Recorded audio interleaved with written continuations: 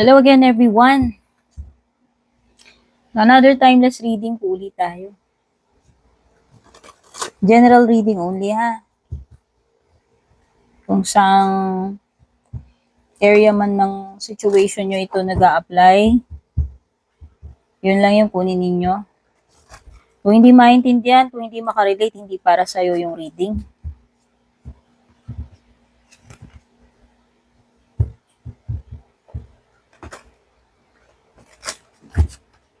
Ako nga pala si Tin. Maraming salamat po sa paglalaan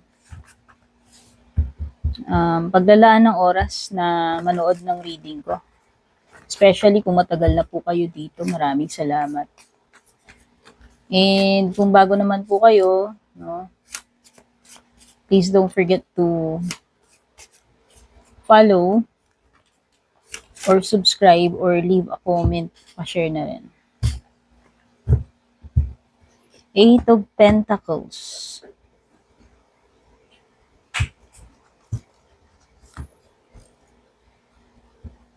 Eight of Pentacles, ito yung mga pending na trabaho, ito yung mga gawain na pwedeng pinoprocrastinate, or pwedeng sa sobrang dami kasi ng trabaho, mahirapang tapusin.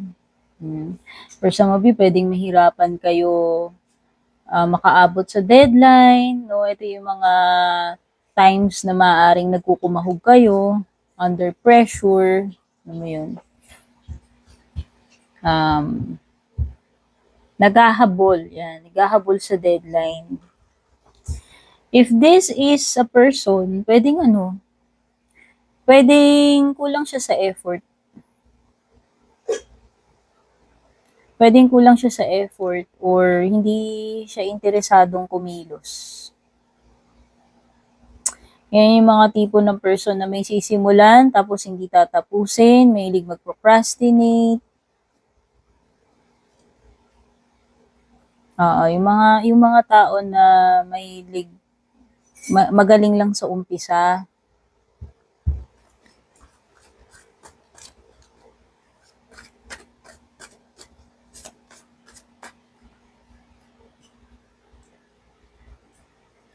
The High Priestess.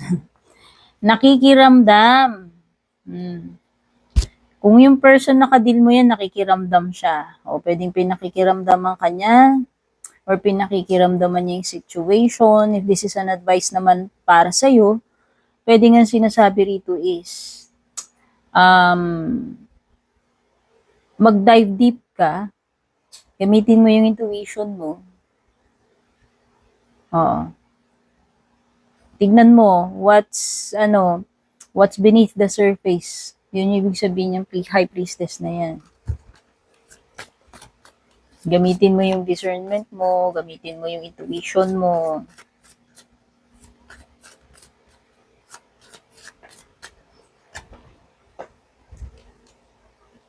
Ten of Cups. Hindi masaya tong person na to eh. Hindi siya masaya ngayon. Or feeling pwedeng naho-homesick, pwedeng may something na kulang sa kanya, and feeling empty. Feeling empty itong person na to.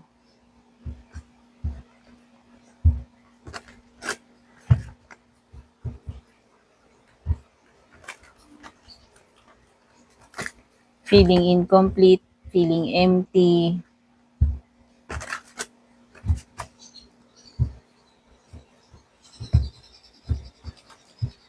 By the way, kamusta nga pala kayo? Sana tayong lahat ay okay, healthy. Alam niyo 'yon. Comment niyo na lang diyan if you're new here or matagal na, kung taga saan po kayo. Yan.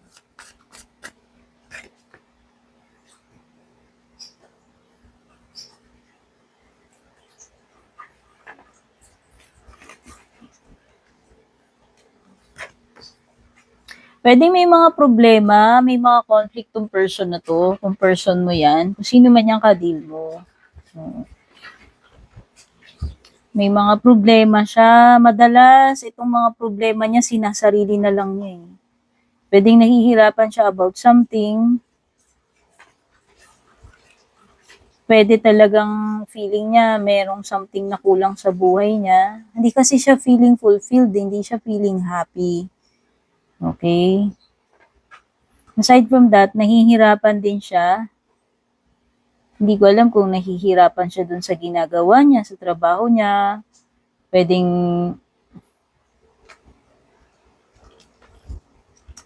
most of the time, yung sadness niya,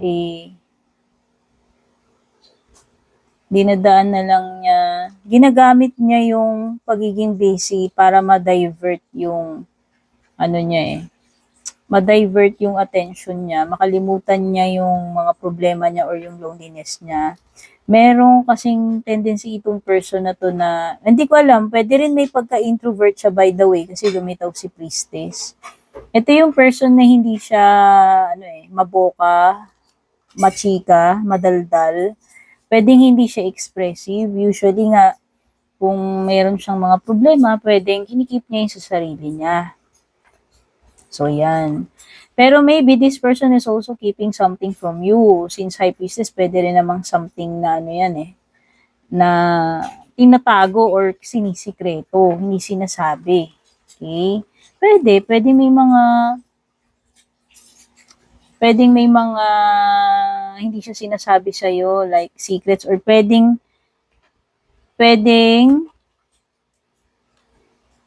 may mga gusto siyang sabihin pero hindi niya yun sinasabi, ma-express.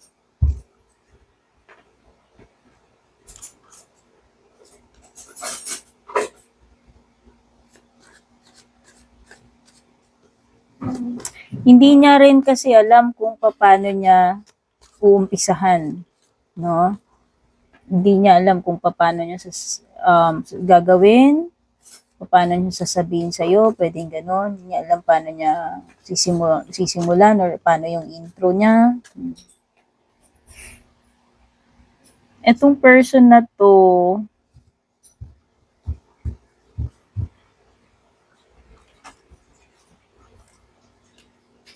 hindi siya ganun ka alam mo yun, parang hindi siya ganun ka 100% na willing na mag-take ng risk. Yun yung nafe-feel ko dito sa person na to. Oo.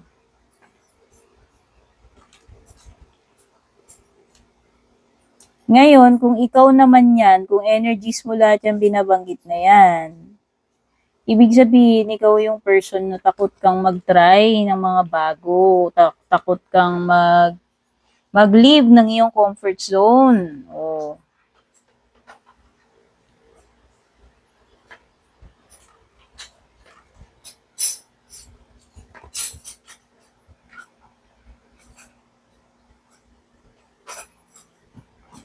Or ikaw yung tipo ng person na ayaw mo nang nakikikompete.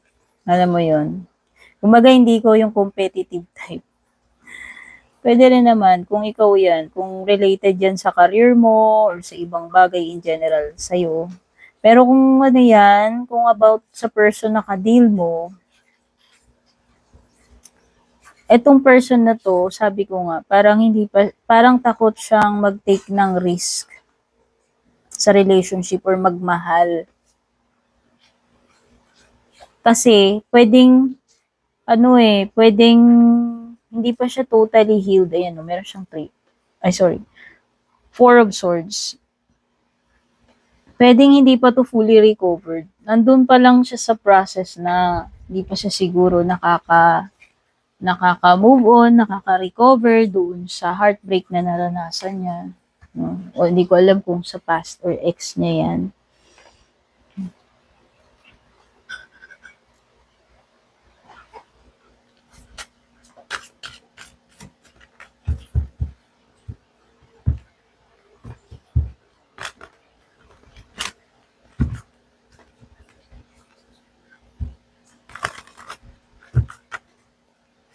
Pwede rin kasing may kakompetensya siya sa'yo or may karibal siya sa'yo. O baka kasi Baka kasi may ibang pumuporma sa'yo or baka may iba kang kakonect, no? Baka alam niya kasi na meron siyang magiging kakumpetensya sa'yo.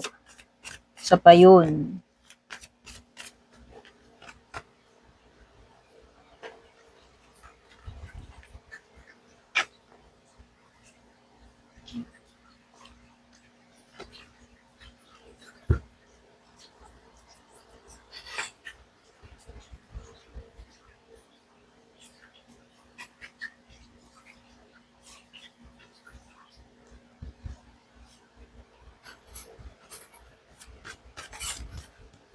Hindi ko rin alam kung nai-intimidate din tong person na to sa'yo. Baka naman kasi very popular ka or very successful ka or very attractive ka. Alam mo yun. Sabi ko nga pwedeng nag-aalangan din kasi siya sa'yo. Siguro nga kung alam niya na marami siyang magiging kakumpetensya sa'yo. No? Mm-mm. Parang um, hindi ko alam kung natutorpe, nadi-discourage, alam mo yun. Para kasing hindi siya ganun ka-confident eh. Baliktad yung King of Wands niya. Oh.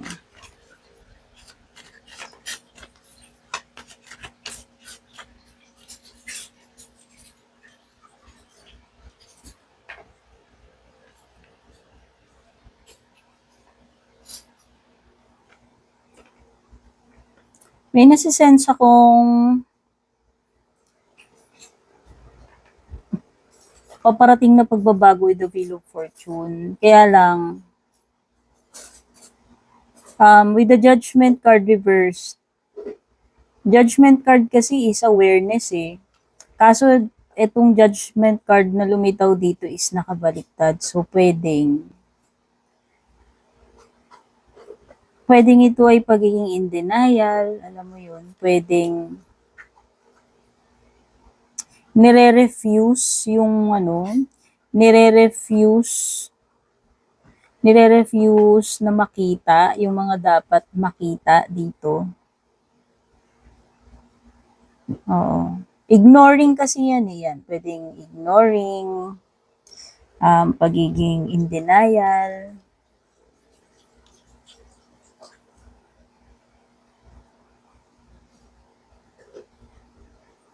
Kung ikaw yan, kung ito yung situation mo in general, pagdating sa personal growth, mahihirapan kang magkaroon ng, alam mo yun, ng breakthrough dyan sa situation mo kasi unang-una lumitaw nga yung full card reverse kanina, which is sabi ko nga pwedeng, ayaw mo mag-take ng risk, alam mo yun. Kumbaga kung saan ka komportable, kung ano yung nag-work sa'yo, parang okay ka na, confined ka na dun. Oh, so, paano ka makakadiskubre, alam mo yun, paano makakadiskubre ng mas malalaking opportunity? Kasi ano yan eh, syempre minsan kailangan din naman nating mag-take ng risk talaga. So, isa pa doon, pwedeng may mga changes na dumarating or paparating sa'yo, pero parang hindi ka naman ready na i-grab yung opportunity or hindi ka ganun ka open-minded natanggapin yung mga changes na yan. So, mahihirapang magkaroon ng expansion, mahihirapang magkaroon ng growth para sa'yo. Tapos, minsan, nagiging, pa yun, alam mo yung parang mas nakakadagdag pa yung kawalan mo ng confidence. O, minsan, kailangan din nating maging bold, alam mo yun, maging daring. Hindi ko sinabing palagi. Minsan nakakatulong din yun. So, whether ito ay sa career mo, sa personal growth mo, sa love life mo, minsan kailangan mo rin talaga mag-take na chance eh. Okay? So, balik tayo doon sa person na pinag-uusapan natin. This person kasi is parang hindi ba siya ganun ka-willing na mag-try again when it comes to love. Kasi nga pwedeng nasaktan ito. Sabi ko nga pwedeng nagpapagaling pa to. Hindi pa siya ganun ka-okay. Hindi pa siya ganun ka-komportable na mag-welcome na pumasok sa sa bagong commitment or magtiwala uli, mag-try uli. Reluctant yung energy niya. Oo, pwedeng may Virgo, pwede rin namang may Gemini. Check pa natin yung iba.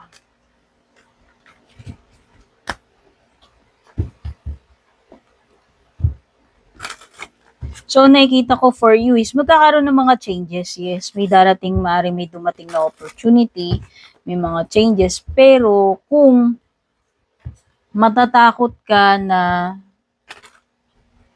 mag-take ng risk, asahan mo na walang magiging, alam mo yun, walang malaking difference na mangyayari sa kung ano yung current na status mo sa ngayon. 'Di ba? Kasi nga hindi ka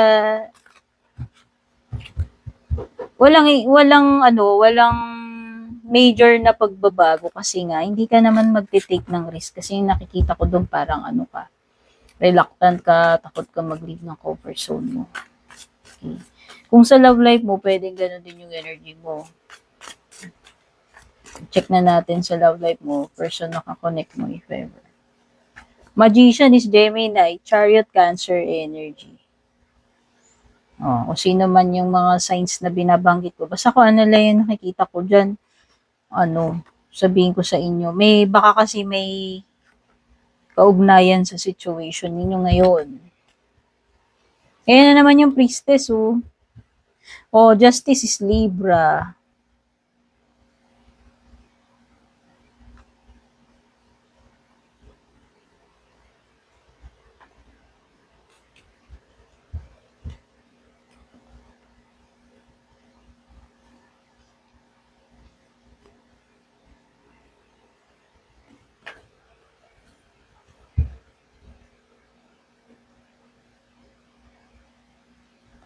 Meron ako na-feel dito na pakikipag-communicate. Hindi ko alam kung meron ka bang ka-talking stage ngayon, meron ka ba nakakausap ngayon. Could be si Gemini, could be si Libra, or si Cancer. But for some of you, pwedeng pwedeng ka-talking stage mo pa lang itong person na to. Kaya lang alam mo, parang nakakita kasi ako ng problema dito. Parang merong something na parang hindi ko alam kung kulang ba siya sa oras, kulang ba kayo sa oras sa isa't isa. Oo. Hindi ba ganun ka-frequent yung pag-uusap ninyo? Kasi parang nakakasense ako ng parang kulang sa communication, kulang sa time, kulang sa attention. Pwedeng merong something dito na ini-ignore o yan. Pwede rin naman kung ini-ignore ba yung mga messages mo or ini-ignore mo ba yung mga messages niya?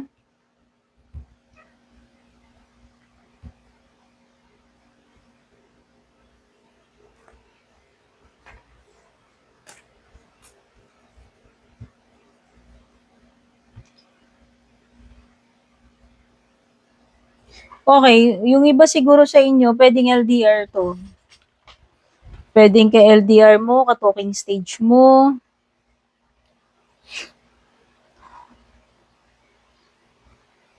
Paiba-iba rin kasi, ewan ko, may nasisense ako dun sa magician na parang paiba-iba ng energy tong person mo. Parang nasisense ko na parang hindi siya ganun ka-consistent. aside dun sa communication na na-sense ko nga na parang hindi siya laging nagme-message, hindi siya laging may time, no? Sabi ko nga parang paiba-iba yung personality niya, paiba-iba yung energy niya, or paiba-iba yung mood niya, alam mo yun. So, may pagka-inconsistent yung energy dito sa connection ninyo.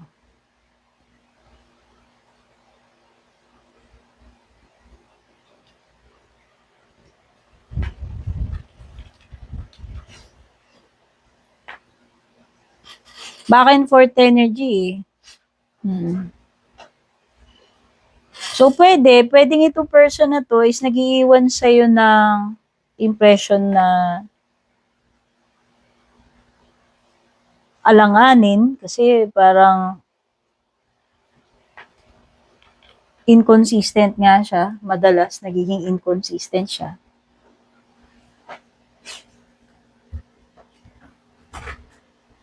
And madalas, na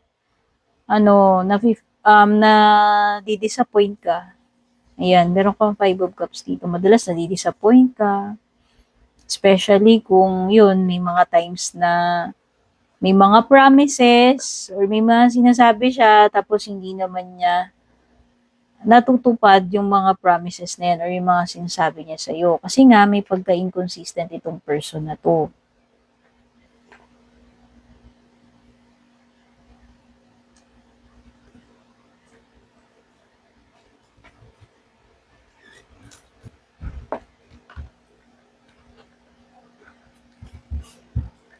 So, pwedeng nandun kayo sa point na napapaisip kayo kung ito ba ay something na magtutuloy pa ba to or hindi, no?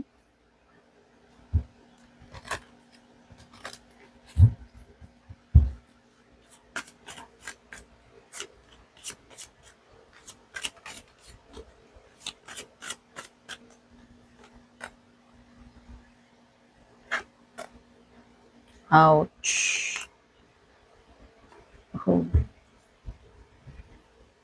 So, parang parang itong connection ninyo, kasi na-feel ko na kanina pa dun sa Chariot Reverse na parang hindi ganun ka-sure kung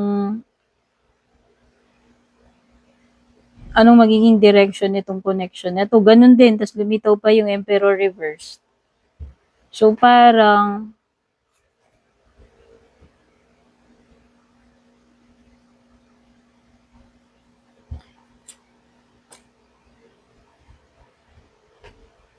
hindi ganun ka-sure kung magtutuloy-tuloy pa ba tong connection or relationship na ito.